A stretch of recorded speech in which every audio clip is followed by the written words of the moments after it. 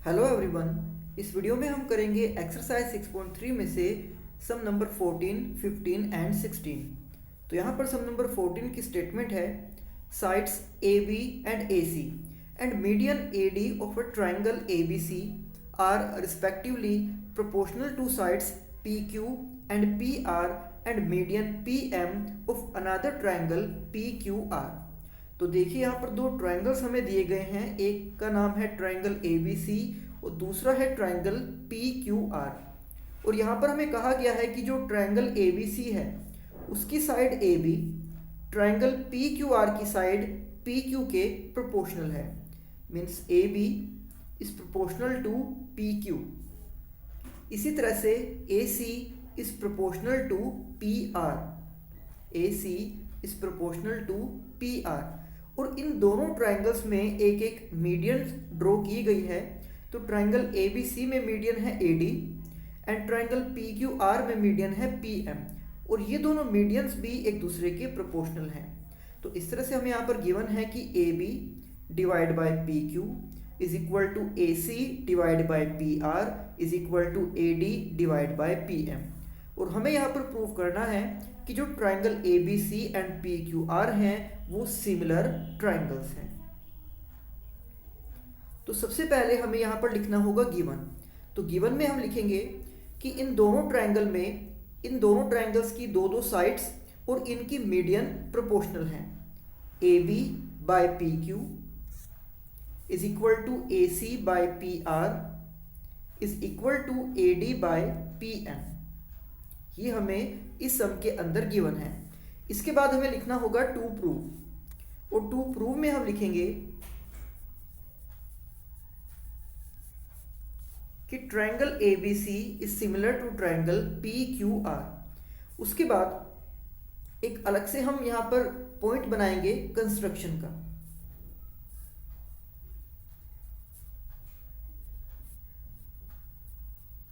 सबसे पहले गिवन, उसके बाद to prove and then construction. तो यहाँ पर कंस्ट्रक्शन में लिखा गया है कि let us extend A D and P M up to point E and L. यानी कि इन दोनों ट्रायंगल्स की जो मीडियन है उन दोनों मीडियंस को हमें एक्सटेंड करना है, उनको प्रोड्यूस करना है। तो ए डी को प्रोड्यूस करना है पॉइंट ई तक एंड जो दूसरी ट्रायंगल की मीडियन है यानी कि पी एम उसको प्रोड्यूस करना है पॉइंट एल तक। Such that A D is equal to D E, यानी कि जो लेंथ ए डी की है सेम उतनी ही लेंथ उसको हमें आगे प्रोड्यूस करना है। एंड इसी तरह से P M is equal to M L, यानी कि जितनी लेंथ पी एम की है उतनी ही लेंथ उसको आगे भी एक्सटेंड करना है। And then join B to E. तो जिस पॉइंट तक इनको एक्सटेंड किया जाएगा उस पॉइंट के साथ बी एंड सी, इसी तरह से Q एंड R को हम ज्वाइन कर देंगे। आप यहाँ पर देख सकते हो कि सबसे पहले जो ट्रायंगल्स हमें दिए गए थे वो थे triangle A B C and P Q R, जिनकी मीडियन थी A D and P M. और यहाँ पर इनकी मीडियन को ही आगे की ओर प्रोड्यूस किया गया है, यानी कि एक्सटेंड किया गया है। तो ए डी को एक्सटेंड किया गया है पॉइंट ई तक, such that A D is equal to D E and P M को एक्सटेंड किया गया है पॉइंट एल तक, such that P M is equal to M L. उसके बाद बी को पॉइंट ई और इसी तरह से सी को भी पॉइंट ई से ज्वाइन किया। एंड यही काम दूसरे वाले ट्रायंगल में भी कि पॉइंट एल को क्यू एंड आर के साथ इस तरीके से ज्वाइन किया गया है। तो अब जैसे कि हम सभी जानते हैं कि ट्रायंगल की जो मीडियन है वो अपोजिट साइड को बाइसेक्ट करती है, यानी कि दो इक्वल पार्ट्स में डिवाइड करती है। तो इसका मतलब ये होगा कि अगर ट्रायंगल ए बी सी के अंदर ए डी एक मीडियन है तो ए डी उस बी सी को बाइसेक्ट करेगी, यानी कि बी डी और सी डी की लेंथ एक दूसरे के इक्वल होगी। एंड सेम इसी तरह से दूसरे ट्रायंगल यानी कि पी क्यू आर में भी जो पी एम है वो मीडियन है, यानी कि ये उस ट्रायंगल की साइड क्यू आर को बाइसेक्ट करेगी। दैट मीन्स हम यहां पर कह सकते हैं कि B D is equal to D C and इसी तरह से Q M is equal to M R. और यहाँ पर क्योंकि खुद कंस्ट्रक्शन में हमने ये कहा है कि जितनी लेंथ ए डी की है उतनी ही लेंथ आगे उसको एक्सटेंड करना है, और जितनी ही लेंथ पी एम की है उतना ही उसको भी आगे एक्सटेंड करना है। यानी कि यहाँ पर ए डी और ई डी दोनों एक दूसरे के इक्वल हैं, और पी एम और एल एम भी दोनों एक दूसरे के इक्वल हैं। मीन्स हम यहाँ पर इस क्वाड्रिलेटरल में ये कह सकते हैं कि B D is equal to D C as well as A D is equal to D E. तो इस तरह से आप यहाँ पर देख सकते हो कि इस क्वाड्रिलेटरल के जो दोनों डायगनल्स हैं, diagonals means A E and B C, वो एक दूसरे को बाइसेक्ट कर रहे हैं। एंड इसी तरह से यहाँ पर इस वाले क्वाड्रिलेटरल के अंदर भी जो क्यू एम है वो इक्वल है एम आर के, और जो पी एम है वह इक्वल है एम एल के। तो इस तरह से इस क्वाड्रिलेटरल के भी जो डायगनल्स हैं, यानी कि P L and Q R, ये भी एक दूसरे को बाइसेक्ट कर रहे हैं। और आप ये बात जानते ही हो कि जिस क्वाड्रिलेटरल के डायगनल्स उसको बाइसेक्ट करें, उस क्वाड्रिलेटरल को हम पैरेललोग्राम कह सकते हैं। तो देखिए यहाँ पर लिखा गया है कि हम जानते हैं कि किसी भी ट्रायंगल की जो मीडियन है वो अपोजिट साइड को डिवाइड करती है दो इक्वल पार्ट्स में। It means B D is equal to D C as well as Q M is equal to M R. और ये खुद कंस्ट्रक्शन में हमने कहा है कि जितनी लेंथ ए डी की है उतना ही उसको आगे एक्सटेंड करना है बाय कंस्ट्रक्शन, एंड जितनी लेंथ पी एम की है उतना ही उसको भी आगे एक्सटेंड किया गया। इसका भी रीज़न सेम यही है कि by construction. Means in quadrilateral A B E C, यानी कि ये वाला जो क्वाड्रिलेटरल है, इस क्वाड्रिलेटरल के अंदर इसके जो डायगनल्स हैं means A E and B C, वो एक दूसरे को बाइसेक्ट कर रहे हैं। इसका मतलब ये होगा कि इस क्वाड्रिलेटरल को हम कह सकते हैं कि ये एक पैरेललोग्राम है। और यही काम है दूसरे वाले क्वाड्रिलेटरल के अंदर भी, कि उसके भी जो डायगनल्स हैं वो एक दूसरे को बाइसेक्ट कर रहे हैं। दैट मीन्स हम उसको भी एक पैरेललोग्राम कह सकते हैं। Similarly we can prove that quadrilateral P Q L R is a parallelogram. And parallelogram की जो अपोजिट साइड्स हैं वो एक दूसरे के इक्वल भी होती हैं एंड पैरेलल भी होती हैं। मीन्स अगर हमने इस क्वाड्रिलेटरल को कहा है कि ये एक पैरेललोग्राम है, तो यानी कि यहाँ पर जो AC है वो इक्वल होगा BE के। AC is equal to BE, and इसी तरह से जो AB है वो इक्वल होगा CE के। AB is equal to CE। तो यहाँ पर इसको हम इस तरीके से लिख देंगे कि अगर ABEC एक पैरेललोग्राम है तो AC and BE are equal, इसी तरह से AB and EC are equal. और जो दूसरा वाला क्वाड्रिलेटरल है यानी कि PQLR, उसको भी हमने प्रूव किया है कि वो भी एक पैरेललोग्राम ही है। दैट मीन्स उसकी भी अपोजिट साइड्स इक्वल होंगी, यानी कि PR is equal to QL and इसी तरह से जो PQ है वो इक्वल हो जाएगा RL के। PQ is equal to RL। तो इसको यहाँ पर हम इस तरीके से लिख देंगे कि अगर PQLR एक पैरेललोग्राम है तो PR is equal to QL and PQ is equal to LR। तो जैसे कि आप देख सकते हो कि ये हमें स्टेटमेंट में ही गिवन था, AB अपॉन में PQ equals to AC upon में PR equals to AD upon में PM। आप इसका साइड में भी रीज़न लिख सकते हो इस तरह से गिवन, कि ये हमें स्टेटमेंट में ही गिवन था। अब देखिए इसके बाद यहाँ पर जैसे कि अभी हमने दिखाया है कि ABEC एक पैरेललोग्राम है और उसमें AC जो है वो BE के इक्वल होगा, क्योंकि पैरेललोग्राम की अपोजिट साइड्स इक्वल होती हैं। तो इसी तरह से इस स्टेटमेंट में हम यहाँ पर AC की जगह पर लिख देंगे BE को। और इसी के साथ साथ हमने यहाँ पर यह भी शो किया है कि PQLR भी एक पैरेललोग्राम है जिसके अंदर PR और QL एक दूसरे के इक्वल हैं। यानी कि इस वाली स्टेटमेंट में जो PR है उसको भी हम रिप्लेस कर देंगे QL से। तो यानी कि जो स्टेटमेंट हमें गिवन थी उसमें AB बाय PQ उसको एज इट इज हमने रखा, लेकिन AC को हमने रिप्लेस कर दिया है BE से और PR को हमने रिप्लेस कर दिया है QL से। और उसके बाद जो AD बाय PM था, इस फ्रैक्शन को हमने इसके न्यूमरेटर को भी एंड इसके डिनोमिनेटर को भी 2 से मल्टीप्लाई किया है। तो AD एंड PM को 2 से मल्टीप्लाई करने का रीज़न ये है, देखिए जैसे कि हमने स्टेटमेंट में कहा था कि जितनी लेंथ AD की है उतना ही लेंथ उसको आगे एक्सटेंड कर देना है, यानी कि इस एक तरह से यहाँ पर AD का डबल कर दिया गया है। और जितनी लेंथ PM की थी उतना ही उसको भी आगे एक्सटेंड किया गया है, यानी कि यहाँ पर PM को भी डबल कर दिया गया है, उसको भी उतना ही आगे एक्सटेंड किया गया है जितनी की PM की लेंथ थी। तो इसीलिए यहाँ पर इस स्टेटमेंट में जो AD/PM हमें गिवन था, हमने यहाँ पर AD को भी एंड PM को भी 2 से मल्टीप्लाई कर दिया है। तो अब यहाँ पर AB/PQ as it is, BE/QL ये भी as it is, but twice of AD यानी कि AD का डबल। तो आप यहाँ पर डायग्राम में देख सकते हो कि AD का जो डबल है उसका नाम आप लिख सकते हो AE, एंड इसी तरह से PM का जो डबल होगा उसका नाम आप लिख सकते हो PL। तो AD का डबल हो जाएगा AE और PM का डबल हो जाएगा PL। तो वही हमने यहाँ पर लिखा है कि 2 times of AD is AE and 2 times of PM is PL। तो इस तरीके से जो ट्रायंगल ABE एंड PQL बन रहे थे, उन दोनों ट्रायंगल्स की तीनों कोरस्पोंडिंग साइड्स को हमने प्रोपोर्शनल प्रूव कर दिया है। आप यहाँ पर डायग्राम में भी देख सकते हो कि हमने यहाँ पर ये प्रूव कर दिया है कि AB/PQ is equal to BE/QL is equal to AE/PL।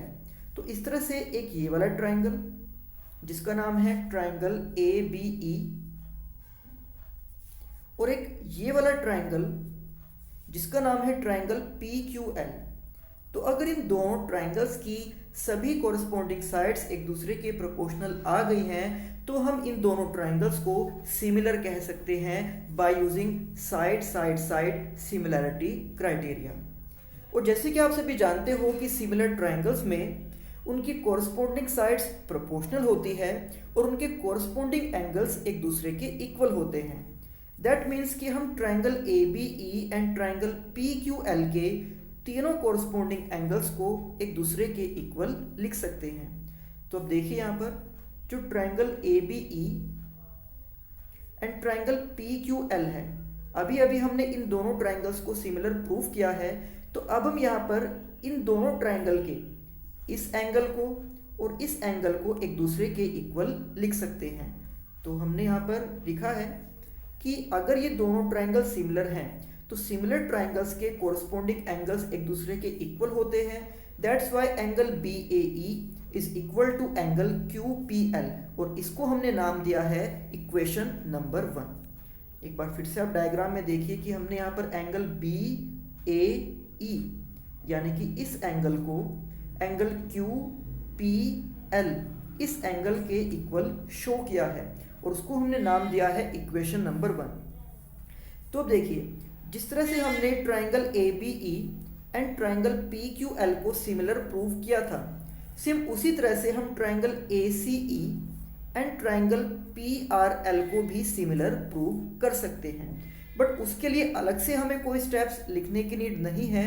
हम यहाँ पर डायरेक्ट लिख सकते हैं कि similarly it can be proved that triangle AEC is similar to triangle PLR।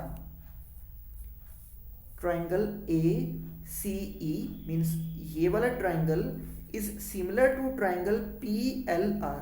और जब ये दोनों ट्रायंगल भी सिमिलर हो जाएंगे तो इनके भी किसी भी कोरस्पोंडिंग एंगल्स को हम इक्वल कह सकते हैं। तो इसके बाद हम यहाँ पर इस एंगल को इस एंगल के इक्वल दिखाएंगे और उसको हम नाम देंगे इक्वेशन नंबर 2। देखिए यहाँ पर हमने लिख दिया है कि अगर ट्रायंगल AEC एंड PLR भी एक दूसरे के सिमिलर हैं तो इनमें से angle CAE and angle RPL भी एक दूसरे के इक्वल होंगे और इसको हमने नाम दिया है इक्वेशन नंबर 2। अब यहाँ पर इक्वेशन 1 एंड इक्वेशन 2 को एक साथ ऐड किया जाएगा। तो लेफ्ट हैंड साइड के साथ ऐड करेंगे लेफ्ट हैंड साइड को एंड राइट हैंड साइड के साथ ऐड करेंगे राइट हैंड साइड को।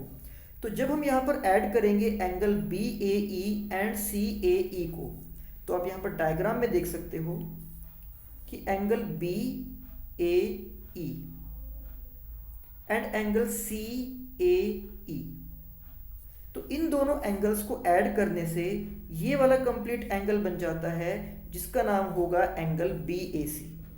और इसी तरह से इनकी राइट हैंड साइड में angle Q P L and angle R P L, इन दोनों एंगल्स को जब ऐड करेंगे तो ये वाला एंगल आ जाएगा जिसका नाम हम लिख सकते हैं एंगल क्यू पी आर, या फिर इसको आप एंगल आर पी क्यू भी कह सकते हो।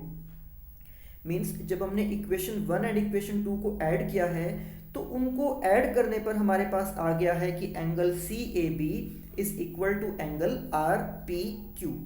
एक बार फिर से आप डायग्राम में देख सकते हो कि यहाँ पर इस एंगल को और इस एंगल को ऐड किया तो बन गया है angle C A B. And इसी तरह से जब इस एंगल को इस एंगल के साथ ऐड किया गया तो ये बन गया एंगल आर पी क्यू।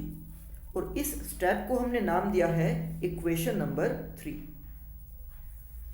तो देखिए, अब जिन दो ट्राइंगल्स को हमें सिमिलर दिखाना था, हमें यहाँ पर प्रूव करना था कि triangle A B C and P Q R एक दूसरे के सिमिलर होने चाहिए। तो हम बात करते हैं सिर्फ triangle A B C and triangle P Q R की। तो आप देख सकते हो कि स्टेटमेंट में ये ऑलरेडी हमें गिवन था कि A B by P Q is equal to A C by P R, यानी कि इन दोनों ट्राइंगल्स की दो साइड्स प्रोपोर्शनल गिवन थी। और अभी अभी हमने ये प्रूव किया है कि जो एंगल सी ए बी है वो इक्वल है एंगल आर पी क्यू के। तो इस तरह से अगर किसी भी दो ट्राइंगल्स की दो कोरस्पॉन्डिंग साइड्स एक दूसरे के प्रोपोर्शनल हो और उन्हीं साइड्स के बीच में आने वाले कोरस्पॉन्डिंग एंगल्स भी एक दूसरे के इक्वल हो, तो साइड एंगल साइड प्रॉपर्टी से उन दोनों ट्राइंगल्स को सिमिलर कहा जा सकता है। तो सबसे लास्ट में हमने यहाँ पर यही लिखा है कि in triangle A B C and triangle P Q R, ये हमें गिवन था स्टेटमेंट में ही कि A B by P Q is equal to A C by P R.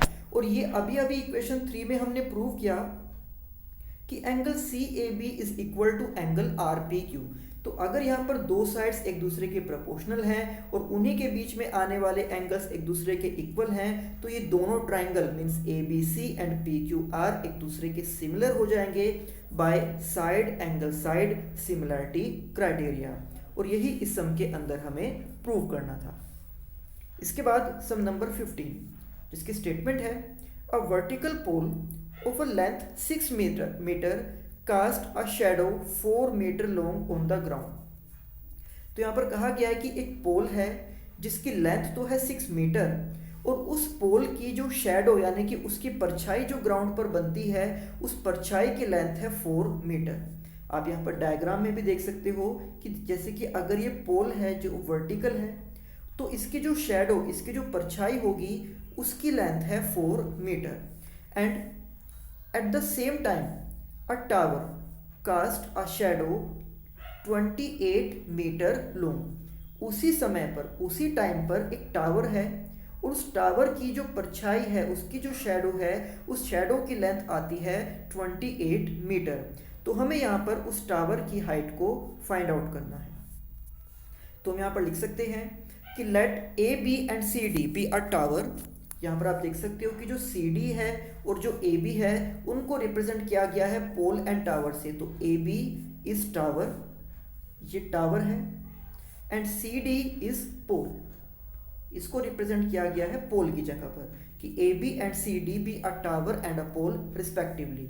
और उनकी जो शैडो है तो बी ई ये शैडो है ए बी की, एंड इसी तरह से जो डी एफ है वो शैडो है सी डी की। तो यहाँ पर हम कह सकते हैं कि at the same time the light rays from the sun will fall on the tower and the pole at the same angle. तो यहाँ पर स्टेटमेंट में ही हमें कहा गया है कि जो इंसिडेंट है जो घटना है वो एक ही समय पर हो रही है।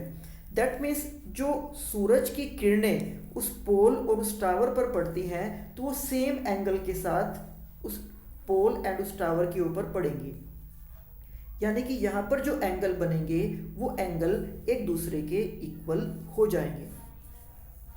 Therefore angle DCF is equal to angle BAE। आप यहाँ पर डायग्राम में भी देख सकते हो एंगल DCF मीन्स ये angle equals to angle B A E यानी कि इस एंगल के, and angle C D F और एंगल ए बी ई ये दोनों एंगल्स भी इक्वल होंगे क्योंकि ये दोनों एंगल 90 डिग्री के हैं, बिकॉज टावर एंड पोल ये दोनों ही ग्राउंड से वर्टिकल होंगे यानी कि ग्राउंड के साथ परपेंडिकुलर होंगे, 90 डिग्री का एंगल बनाएंगे। तो अगर किसी दो ट्रायंगल्स में उनके दो कोरस्पोंडिंग एंगल्स भी इक्वल हो जाएं तो हम उनको सिमिलर ट्रायंगल कह सकते हैं। अब देखिए यहाँ पर हमने इनके तीनों कोरस्पोंडिंग एंगल्स को प्रूफ कर दिया है। हमने यहाँ पर दिखाया है कि ये जो एंगल है वो इस एंगल के इक्वल होगा क्योंकि ये जो घटना है वो एक ही समय पर हो रही है, इसलिए सूरज की जो किरणें पोल एंड टावर पर पड़ेंगी उनका एंगल सेम होगा। इसी तरह से ये वाला जो एंगल है वो इस वाले एंगल के इक्वल हो जाएगा, एंड ये जो एंगल है वो इसके इक्वल होगा क्योंकि ये दोनों एंगल 90 डिग्री के हैं। तो इसलिए एंगल एंगल एंगल यानी कि ट्रिपल ए सिमिलैरिटी क्राइटेरिया से हम ये कह सकते हैं कि ये दोनों ट्रायंगल्स एक दूसरे के सिमिलर होंगे। और अगर दो ट्रायंगल सिमिलर होते हैं दैट मीन्स उनके कोरस्पोंडिंग एंगल्स इक्वल होंगे और उनके कोरस्पोंडिंग साइड्स एक दूसरे के प्रोपोर्शनल होगी। तो अब यहाँ पर जैसे कि हमने प्रूव कर दिया है कि वो दोनों ट्रायंगल्स सिमिलर हैं तो हम उनकी कोरस्पोंडिंग साइड्स को प्रोपोर्शनल दिखा सकते हैं। तो वैसे तो उन ट्रायंगल्स की तीनों कोरस्पोंडिंग साइड्स प्रोपोर्शनल होंगी, बट तीनों साइड्स का कोई यूज़ यहाँ पर नहीं है, इसलिए हम वहाँ पर केवल उनकी दो दो साइड्स का ही यूज़ करेंगे। तो हम लिखेंगे A B divide by C D is equal to B E divide by D F. और जैसे कि आप जानते हो कि डायग्राम में आप देख भी सकते हो कि ए बी की लेंथ यानी कि उस टावर की हाइट को हमें फाइंड आउट करना है, जबकि उससे अलग B E C D and D F इनकी लेंथ हमें स्टेटमेंट में ही गिवन है। तो हम यहाँ पर पुट कर देंगे इस ए बी को एज इट इज हम यहाँ पर ए बी ही लिखेंगे क्योंकि इसकी वैल्यू को फाइंड आउट करना है। इसके बाद बी ई की लेंथ हमें गिवन है 28 यानी कि उस टावर की जो शैडो की लेंथ है। इसी तरह से सी डी की लेंथ हमें गिवन है 6 यानी कि उस पोल की हाइट, और डी एफ की लेंथ हमें गिवन है 4 उस पोल की जो शैडो की लेंथ है। अब यहाँ पर ए बी की वैल्यू को फाइंड आउट करने के लिए सबसे पहले हम 4 से 28 को डिवाइड करेंगे 7 पर, एंड देन इस 6 को मल्टीप्लाई कर देंगे 7 के साथ। तो 6 इंटू 7 इज 42। इसका मतलब ये है कि उस टावर की जो हाइट है वो है 42 मीटर्स। नेक्स्ट सम नंबर 16 जिसकी स्टेटमेंट है if A D and P M are medians of triangles ABC and PQR respectively, where triangle ABC and PQR are similar। तो हमें कहा गया है कि दो ट्रायंगल्स हैं ABC एंड PQR और ये दोनों ट्रायंगल्स एक दूसरे के सिमिलर हैं और इन ट्रायंगल्स की एक एक मीडियन है AD एंड PM। तो हमें यहाँ पर प्रूव करना है कि AB by PQ is equal to AD by PM। देखिए जैसे कि हमें स्टेटमेंट में गिवन है कि triangle ABC is equal to triangle PQR। तो अगर ये ट्रायंगल सिमिलर हैं दैट मीन्स हम इनकी किसी भी कोरस्पोंडिंग साइड्स को प्रोपोर्शनल दिखा सकते हैं। बट यहाँ पर हमें ये शो करना है कि जो AB बाई PQ है यानी कि जो रेशो AB और PQ का है वही रेशो उन दोनों ट्रायंगल्स की मीडियन का भी होना चाहिए। इसका मतलब ये है कि हमें यहाँ पर पहले इस ट्रायंगल को, ट्रायंगल ABD को इस ट्रायंगल PQM के सिमिलर दिखाना होगा। मीन्स ये कंप्लीट ट्रायंगल ABC इस कंप्लीट ट्रायंगल PQR के सिमिलर गिवन है, बट हमें यहाँ पर इस पार्ट को प्रूव करने के लिए इन ट्रायंगल्स के जो इस तरह से ये हाफ पार्ट्स बन रहे हैं इनको सिमिलर दिखाना होगा। और अगर ये दोनों ट्रायंगल सिमिलर हो जाएंगे उसके बाद हम इसकी इन साइड्स को प्रोपोर्शनल दिखा सकते हैं। तो सबसे पहले हमें यहाँ पर लिखना होगा गिवन, और गिवन में लिख देंगे हम ये कि triangle ABC is similar to triangle PQR। उसके बाद हम लिखेंगे टू प्रूव, और टू प्रूव में हमें लिखना होगा इसको कि AB by PQ is equal to AD by PM। Then हम स्टार्ट करेंगे इस सम का प्रूफ। तो प्रूफ में हम लिखेंगे कि ये हमें स्टेटमेंट में गिवन था triangle ABC is similar to PQR। That means इन दोनों ट्रायंगल्स की तीनों साइड्स एक दूसरे के प्रोपोर्शनल होंगी। A B by P Q is equal to A C by P R is equal to B C by Q R. And इन दोनों ट्राइंगल्स के जो कोरस्पोंडिंग एंगल्स होंगे वो एक दूसरे के इक्वल हो जाएंगे। Angle A is equal to angle P, angle B is equal to angle Q and angle C is equal to angle R. तो यहाँ पर इसको हमने नाम दिया है इक्वेशन 1 एंड इसको हमने नाम दिया है इक्वेशन नंबर 2।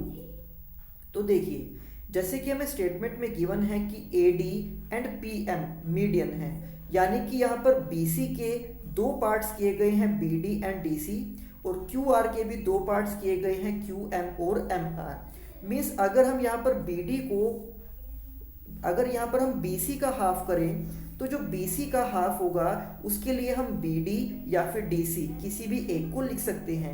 और अगर हम यहाँ पर क्यू आर का हाफ करें तो उसके लिए भी हम क्यू एम या एम आर किसी भी एक को लिख सकते हैं। तो यहाँ पर हम कह सकते हैं कि बी सी का जो हाफ है वो इक्वल है बी डी के, और क्यू आर का जो हाफ है वो इक्वल है क्यू एम के। तो अब यहाँ पर जैसे कि हमें पता है कि ट्राइंगल सिमिलर थे और उनकी कॉरस्पॉन्डिंग साइड्स एक दूसरे के प्रोपोर्शनल थी, तो हम यहाँ पर A B by P Q को एज इट इज लिख देंगे। बट यहाँ पर जो बी सी और क्यू आर है इन दोनों को डिवाइड करेंगे 2 से। इनको 2 से इसलिए डिवाइड किया जा रहा है क्योंकि मीडियन ने इन दोनों को बाइसेक्ट किया। तो यहाँ पर A B by P Q ये एज इट इज आ जाएगा, और बी सी का हाफ हम लिख सकते हैं बी डी, और इसी तरह से क्यू आर का जो हाफ होगा उसकी जगह पर हम लिख सकते हैं क्यू एम। यानी कि अभी यहाँ पर हमने ये प्रूव कर दिया है कि A B by P Q is equal to B D by Q M. आप यहाँ पर डायग्राम में भी देख सकते हो कि A B by P Q is equal to B D by Q M. Means हमने इन दोनों ट्राइंगल्स की दो कोरस्पोंडिंग साइड्स को एक दूसरे के प्रोपोर्शनल दिखा दिया है कि A B by P Q is equal to B D by Q M. और जैसे कि हमें ये पहले से ही पता था कि triangle A B C and P Q R एक दूसरे के सिमिलर हैं, तो वहाँ से हम एंगल बी को एंगल क्यू के इक्वल भी कह सकते हैं। तो इस तरह से इन दोनों ट्राइंगल्स की दो कोरस्पोंडिंग साइड्स एक दूसरे के प्रोपोर्शनल भी हो गई हैं, और उन्हीं साइड्स के बीच में आने वाले एंगल्स इक्वल भी हो गए हैं। Means side angle side criteria से हम इन दोनों ट्राइंगल्स को एक दूसरे के सिमिलर कह सकते हैं। So in triangle A B D and triangle P Q M, ये अभी हमने यहाँ पर प्रूव किया था, ये ऊपर लिखा था हमने कि अगर triangle A B C and P Q R एक दूसरे के सिमिलर हैं तो उनके सभी कोरस्पोंडिंग एंगल्स इक्वल होंगे, जिनमें से हमने एंगल बी को क्यू के इक्वल कहा था। और ये अभी अभी हमने प्रूव किया है कि A B by P Q is equal to B D by Q M. Then by side angle side similarity criteria triangle A B D is similar to triangle P Q M. और अगर ये triangles similar हैं तो इनकी किसी भी corresponding sides को हम प्रोपोर्शनल कह सकते हैं।